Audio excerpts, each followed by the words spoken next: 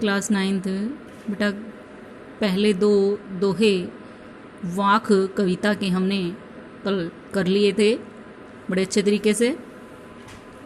आज हम तीसरा दोहा जो है वाक कविता का वो करने जा रहे हैं। ध्यान से देखिए बेटा। आई सीधी राह से गई न सीधी राह, सुषुम सेतु पर खड़ी थी बीत गया दिना। जेब टटोली कोड़ी न पाई, मांझी को दूं क्या उतराई। आई सीधी राह से, क्योंकि जो व्यक्ति यहाँ पर बताया गया है कि जो व्यक्ति संसार में जन्म लेकर आता है वह छल कपट द्वेष भाव से दूर रहता है, उसका मन निर्मल साफ स्वच्छ रहता है। आई सीधी राह से, प्रत्येक व्यक्ति यहाँ सीधा साधा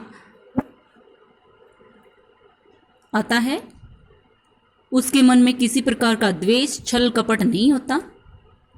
गई ने सीधी राह, गई ने सीधी राह, यहाँ से गई ने सीधी राह का मतलब है कि जब वह जन्म लेकर इस संसार में आता है, उस संसार में अनेक बुराइयां उसे घर कर रहती हैं और अंत तक वह प्रभु से विमुख मार्ग पर चलता रहता है और इसी मार्ग पर चलते हुए उसको अनेक बुराइयां, अनेक विषय वासनाएं उसको घेरे रखती हैं और ईश्वर से दूर रखती हैं और अंत तक इसी राह पर चलते हुए वह मृत्यु को प्राप्त हो जाता है और प्रभु के पास पहुंचता है।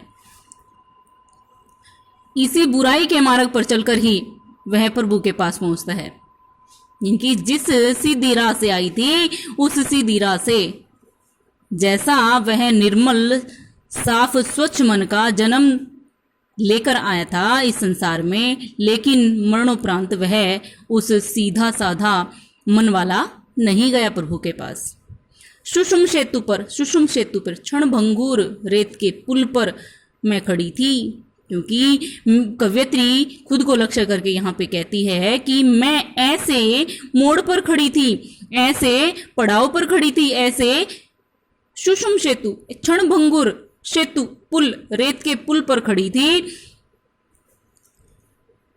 बीत गया दिना, और उसकी उम्र दिन प्रतिदिन बीती जा रही थी।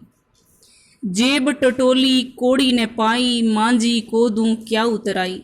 जब उसने अपने जेब टटोली का मतलब होता है आत्म अवलोकन, खुद का अवलोकन किया कि अपने जीवन को झांक करके उसने देखा, कोड़ी ने पाई, उसमें सदकर्म रूपी एक भी पैसा नहीं मिला। कोड़ी यहाँ पे पैसे से अर्थ है, कोड़ी से। मांझी को दूं क्या उतराई। मांझी क्या है? मांझी नाव को पार लगाने वाला, जीवन रूपी नाव को पार लगाने वाला, जीवन रूपी नाव को पार लगाने वाला कौन है यहाँ पे? मांझी, या तो गुरु या ईश्वर। क्या उतराई? उतराई का अर्थ होता है भाड़ा, किराया। मांझी को दूं क्या उतराई, कि मेरी नैया को, मैं तो ऐसे सेतु पर खड़ी थी, ऐसे नाशवान मोड़ पर खड़ी थी, ऐसे पुल पर खड़ी थी और मेरी उम्र का, मेरे जीवन का एक एक दिन करके बीता जा रहा था।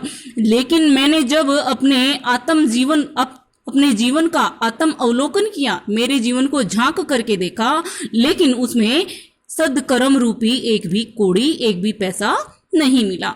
मांझी को दूं क्या उतराई, मैं उस नाव को पार लगाने वाले को, गुरु या ईश्वर को उतराई में क्या दूं, किराए के रूप में। उनको सदकर्म रूपी धन मेरे पास तो है ही नहीं, मैं उनको क्या दूं।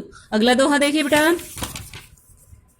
थल थल में बसता है शिव ही, भेद न कर क्या हिंदू मुसलमान, ज्ञानी है तो स्वयं को जान, वही है साहिब से पहचान।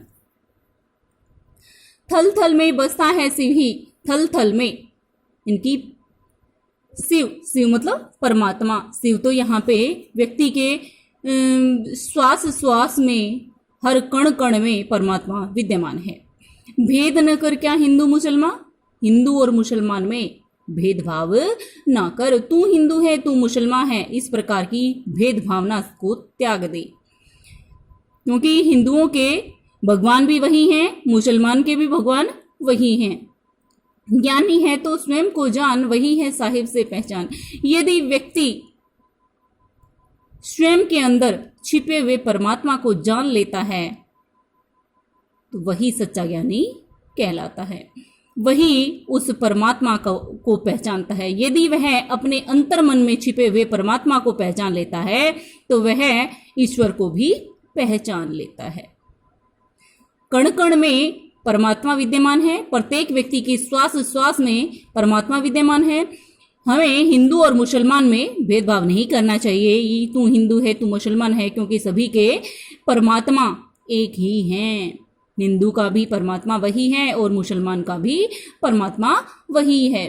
जिस व्यक्ति ने अपने अंदर छिपे हुए परमात्मा को जान लिया है उसने सभी को पहचान लिया है, उसने ईश्वर को भी पहचान लिया है।